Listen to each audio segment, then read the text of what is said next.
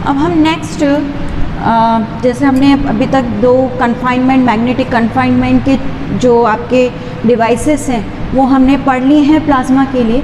अब हम पढ़ेंगे नेक्स्ट टॉपिक है लाउसन क्राइटेरिया, लाउसन कसौटी। क्या कहते हैं उसको? लाउसन की कसौटी, लाउसन क्राइटेरिया।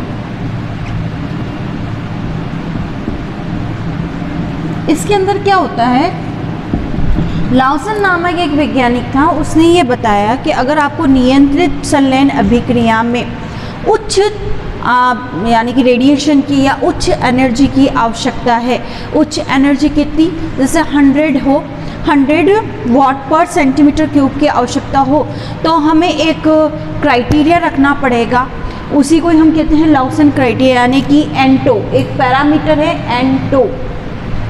इस क्राइटेरिया को हमें फॉलो करना पड़ेगा और इसके अंतर्गत क्या होता है कि संलयन अभिक्रिया की तीव्रता एक आपका जो पैरामीटर है एंटो पर निर्भर करता है। ताप नाभिकीय रिएक्टर में उत्पादित, इसमें क्या होता है कि आपके जो भी थर्मोन्यूक्लियर रिएक्टर है उसमें क्या होगा, आपको कुछ एनर्जी तो देनी पड़ेगी और उससे कुछ एनर्जी हम लेते हैं, यानी कि आपकी जो ये एनर्जी जो आपको आउट हो रही है, ये कौन सी एनर्जी है जो हमें मिल रही है, वो ग्रेटर देन होनी चाहिए किससे, जो हम उनको दे रहे हैं। ठीक है, तो PF is greater then PH, ये एनर्जी कौन सी है जो हमें मिल रही है और ये कौन सी एनर्जी जो हम दे रहे हैं, तभी जाके हमारे पास में क्या होगा, हाई एनर्जी मिलेगी। यानी कि उत्पादित ऊर्जा आपकी क्षयित ऊर्जा से ज़्यादा तभी मिलती है जब क्या हो, कुछ क्राइटेरिया का फॉलो हो, यानी कि ताप नाभिकीय रिएक्टर में उत्पादित जो आपका PF यानी कि ऊर्जा जो है क्षयित ऊर्जा से अधिक होता है जब परिरोध प्राचार एंटो, जो आपका ये जो लाउसन ये जो पैरामीटर है एंटो, वो एक कंडीशन को फुलफिल करे, और वो कंडीशन कौन सी है, ड्यूटेरियम प्लाज्मा के लिए लाउसन क्राइटेरिया क्या होता है, N2 is greater than and equal to 10⁻16 second per centimetre cube. Deuterium यानी कि ये एक किसके लिए, ड्यूटेरियम के लिए क्या होना चाहिए, आपके N2 का मान कितना होना चाहिए, greater than and equal to 10⁻6 second per centimetre cube होना चाहिए, 10⁻16 centimetre second per centimetre cube होना चाहिए, तभी जाके आपको एनर्जी कितनी मिल सकती है, 100 वाट पर सेंटीमीटर क्यूब मिलेगी। नहीं तो क्या होगा, यानी कि आपका ये चीज़ अगर आपको चाहिए कितना, 100 वाट पर सेंटीमीटर क्यूब अगर आपको चाहिए, तो आपका जो ये N2 है फॉर द ड्यूटेरियम कितना होना चाहिए, N2 is greater than and equal to 10⁻16 second per centimetre cube. उस कंडीशन में आपके पास में जो टेम्परेचर होता है वो कितना होता है, 5 × 10⁸ केल्विन, 5 × 10⁸ केल्विन के रेस्पेक्ट में होता है। ठीक है, तो N2 क्या है, N2 number of the particle है, यानी कि डेंसिटी है एक तरीके से पार्टिकल की, और टो क्या है, टाइम है। इन दोनों का जो ये पैरामीटर है, जो प्रोडक्ट है, वो always greater than and equal to कितना होना चाहिए, 10⁻16 सेकेंड पर सेंटीमीटर क्यूब होना चाहिए, तब जाके आपको उसका टेम्परेचर कितना होता है, 5 × 10⁸ केल्विन होता है, और उस कंडीशन में हमारी PF is greater then PH होता है। इसी को हम क्या कहते हैं, लाउसन क्राइटेरिया बोला जाता है। यानी कि आपका ये फैक्टर आपके, वैसे ये जो N2 है वो अप्रोक्स होता है 3kT सिग्मा V, ये आपका क्रॉस सेक्शनल एरिया है और V इज द वेलोसिटी है आपकी। तो आपका ये चीज़ या तो हम किसको बढ़ाएं, N को बढ़ाएं, टो को कम कर दें, N को बढ़ाएं, टो को कम कर दें, तब भी आपका टेम्परेचर इतना आ जाएगा, और इतना टेम्परेचर आते ही आपकी क्या हो जाएगी, प्लाज्मा वाली कंडीशन जनरेट हो जाएगी, और आपका ये चीज़ ये जो है टेम्परेचर आपको जो एनर्जी है वो भी बहुत ज़्यादा मिल जाएगी।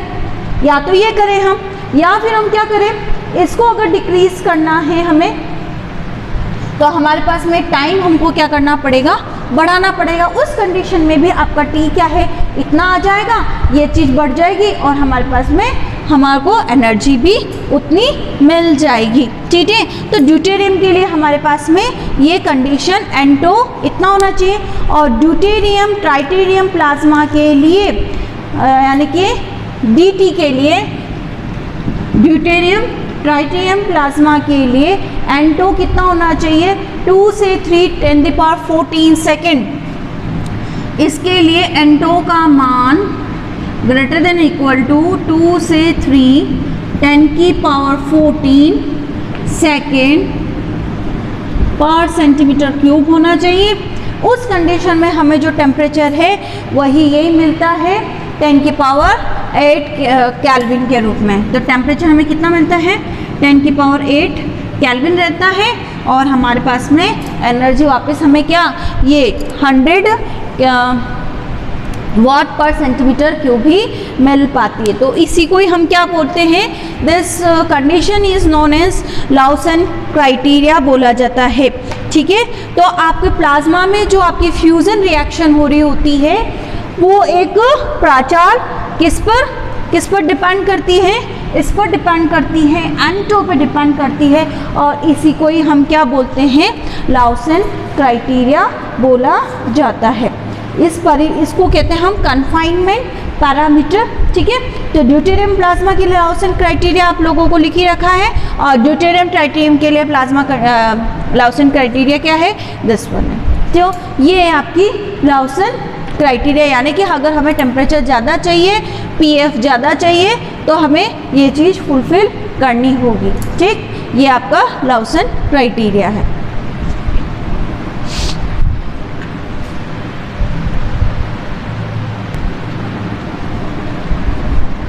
अब नेक्स्ट टॉपिक है हमारा ऊर्जा संतुलन, एनर्जी इक्विलिब्रियम। इसके अंदर क्या है कि हमें हमारे ऊर्जा की संतुलित अवस्था में हमें ऊर्जा प्राप्त होती रहे, इसके लिए क्या क्या टर्म्स होनी चाहिए, क्या क्या कंडीशंस होनी चाहिए, वो हमें देखनी है। तो आपका नेक्स्ट टॉपिक है ऊर्जा संतुलन, एनर्जी इक्विलिब्रियम। ऊर्जा संतुलन, ठीक है। तो ऊर्जा संतुलन बनाए रखना यानी कि आपकी संलयन अभिक्रिया में क्या करना है, प्लाज्मा में उपस्थित ड्यूटेरियम DD संलयन के लिए कुछ आवश्यक टर्म्स होती हैं कि अगर आपको DD यानी कि ड्यूटेरियम का फ्यूज़न कराना है तो हमें क्या क्या कंडीशन होनी चाहिए, उस कंडीशन में आपका ऊर्जा, आपकी जो एनर्जी है वो इक्विलिब्रियम में रहे। तो क्या क्या होना चाहिए, एक तो आपके जो पार्टिकल्स है यानी कि ड्यूटेरियम की संख्या N अधिक होनी चाहिए। नेक्स्ट, जब वो टक्कर कर रहे हैं तो उनका टेम्परेचर भी अधिक होना चाहिए, नहीं तो टेम्परेचर अधिक नहीं होगा तो क्या होंगे, आपका जो रिपल्शन फोर्स है वो उसको पार ही नहीं कर पाएंगे, बाहर आयनाइज स्टेट में ही नहीं पहुंच पाएंगे। नेक्स्ट, जब वो टक्कर कर रहे हैं तो वो जो समय है तो जो है वो भी काफ़ी होना चाहिए। तो ये कुछ कुछ जो आपकी टर्म्स हैं वो फुलफिल होंगी, तब जाके आपकी एनर्जी जो है वो इक्विलिब्रियम कंडीशन में फॉलो हो पाएगी। तो सबसे पहले हमारा जो इसके लिए कंडीशन होनी चाहिए वो होनी चाहिए उच्च कण घनत्व, कह दो हाई डेंसिटी होनी चाहिए। तो उच्च कण हाई डेंसिटी पार्टिकल होना चाहिए, घनत्व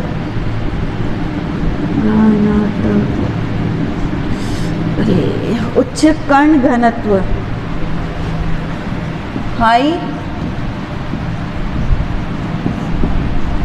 उच्च कण घनत्व में यानी कि high density of the particles में आपको क्या करना पड़ेगा, जो ड्यूटेरियम है उनकी जो डेंसिटी है पार्टिकल्स की वो ज़्यादा से ज़्यादा आपको रखनी पड़ेगी। यानी कि उच्च ताप पर ड्यूटेरियम गैस क्या होते हैं, ड्यूटेरियम गैस पूर्णतः आयनित अवस्था में यानी कि ड्यूटेरॉन में परिवर्तित हो जाते हैं, और इलेक्ट्रॉन भी क्या होते हैं, आयनाइज्ड यानी कि ड्यूटेरॉन में परिवर्तित हो जाते हैं, और DD कणों की संख्या हमें पर्याप्त मात्रा में मिल जाती है। यानी कि हाई टेम्परेचर होने पर टेम्परेचर अगर हम हाई रखते हैं तो ड्यूटेरियम हमारे ड्यूटेरॉन में और जो इलेक्ट्रॉन है वो दोनों अलग अलग स्टेट यानी कि आयनिज्ड जो पार्टिकल्स हैं वो आपको बहुत ज़्यादा मिलते हैं और हमारी ये कंडीशन फुलफिल हो जाती है। सेकंड आपका क्या होना चाहिए, उच्च तापमान होना चाहिए, हाई टेम्परेचर होना चाहिए, तो उच्च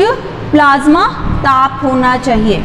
उच्च प्लाज्मा ताप, उच्च प्लाज्मा ताप में क्या है, यानी कि टेम्परेचर आपको अधिक से अधिक रखना पड़ेगा। अगर टेम्परेचर आप कम रखेंगे तो जैसे जैसे आपके ड्यूटेरियम कण जब टक्कर करेंगे, ठीक है, फ्यूज़ होगा उनका, फ्यूज़ होने के लिए क्या होना चाहिए, वो दोनों पास पास आएंगे, तो दोनों पास पास आएंगे। अगर उनका टेम्परेचर ज़्यादा नहीं हुआ तो वो जो आपका फ्यूज़ होने के लिए जो उनमें कूलाम्ब रिपल्शन फोर्स जो एक्ट हो रहा है वो फुलफिल नहीं होगा, यानी कि जब वो दोनों पास पास आएंगे तो उनके बीच में क्या रिपल्शन फोर्स का एक्ट हो ही रहा होगा, क्योंकि दोनों सेम कैटेगरी के हैं। अगर हमारे पास में उनको अगर हम टेम्परेचर नहीं करेंगे तो वो फ्यूज़ नहीं हो पाएंगे। तो आपको क्या करना पड़ेगा, हमें तापमान कितना उच्च रखना पड़ेगा, तब जाके दोनों क्या होंगे, फ्यूज़ होंगे, देन हमें फ्यूज़न रिएक्शन हो पाएगी। फ्यूज़ होंगे तो अपने आप ही प्लाज्मा जनरेट होगी। तो कितना होना चाहिए, E is equal to KT के according T is equal to 10⁸ kelvin के अप्रोक्स होना चाहिए, तब जाके आपके क्या होगा, फ्यूज़न हो पाएगा। यानी कि प्लाज्मा का ताप उच्च होना चाहिए, नहीं तो क्या होगा, जब ये दोनों फ्यूज़ हो रहे होंगे, टक्कर कर रहे होंगे, तो वो आपके कूलाम्ब रिपल्शन वाला जो पोटेंशियल है उसको पार नहीं कर पाएंगे। नेक्स्ट है लंबा परिरोध समय होना चाहिए। लंबा परिरोध, लॉन्ग कन्फाइनमेंट टाइम होना चाहिए। जब वो टक्कर कर रहे हो तो वो जो टाइम है वो बहुत ज़्यादा होना चाहिए, तभी जाके आपके क्या होंगी, एनर्जी आपको इक्विलिब्रियम कंडीशन में होगा। तो लंबा परिरोध समय तो अधिक होना चाहिए। तो क्या क्या हो जाएगा आपके कि संलयन अभिक्रिया में अधिक संख्या में होने के लिए आवश्यक है कि लंबे समय तक प्लाज्मा को उच्च ताप, लंबे समय के लिए हमें क्या करना पड़ेगा, उच्च ताप रखना पड़ेगा और उच्च घनत्व रखना पड़ेगा, तब जाके आपकी प्लाज्मा में जो एनर्जी है वो इक्विलिब्रियम कंडीशन में हमें मिल पाएगी। तो संलयन अभिक्रिया द्वारा नियंत्रित रूप से ऊर्जा को प्राप्त करने के लिए आपका N तो ये सब क्या होने चाहिए, लंबे होने चाहिए। ठीक है,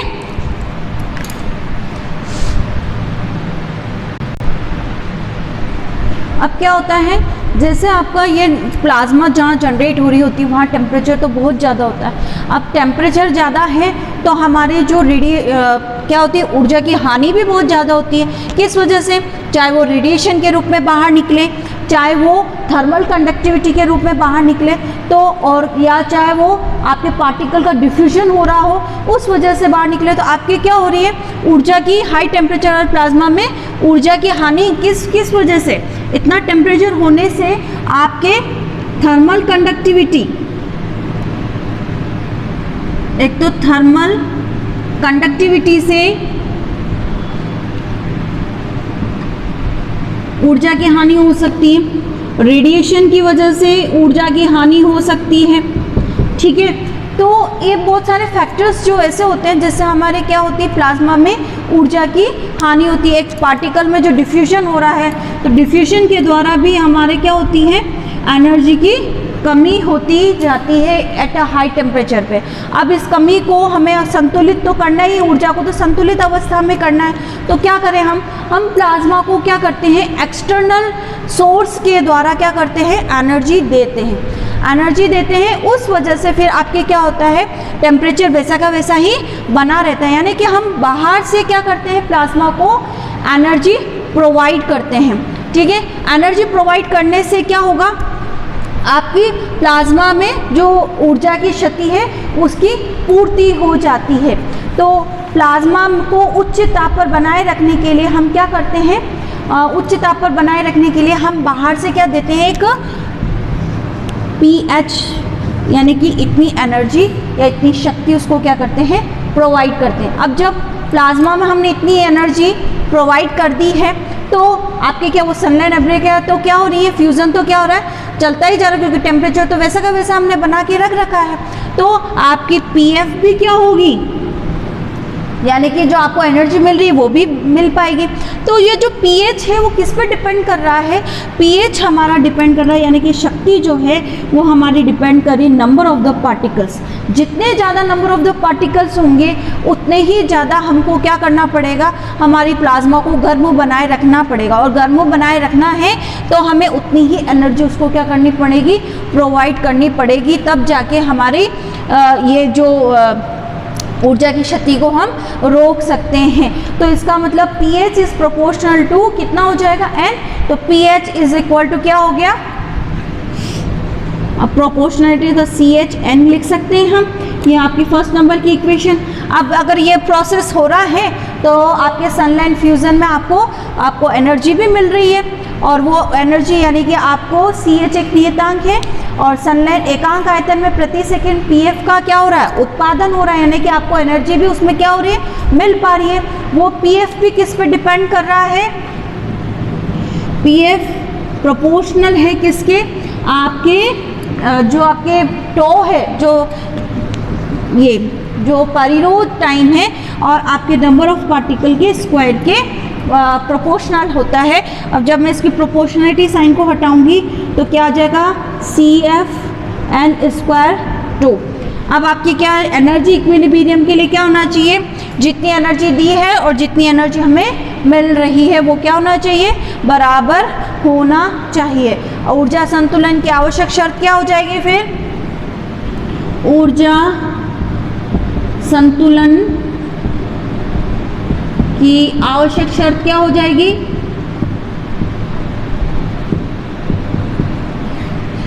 PF is equal to PH हो जाएगी ऊर्जा संतुलन के लिए। तो ठीक है, आपको समझ में आ गया कि अगर हमारे पास में हानि हो रही है तो उस हानि को हमको फुलफिल भी करना पड़ेगा, और वो फुलफिल हम एक्सटर्नल सोर्स के द्वारा देते हैं। तो वो कितनी एनर्जी हो सकती है, वो एनर्जी हो सकती है pH के बराबर। वो एनर्जी किसके proportional, number of the particles. जितने ज़्यादा आपके पार्टिकल्स होंगे उतने ही हमें क्या करना पड़ेगा, उसको शक्ति की आवश्यकता होगी। ठीक है, तो ये आपकी ऊर्जा संतुलन की आवश्यक शर्त है, PF is equal to PH।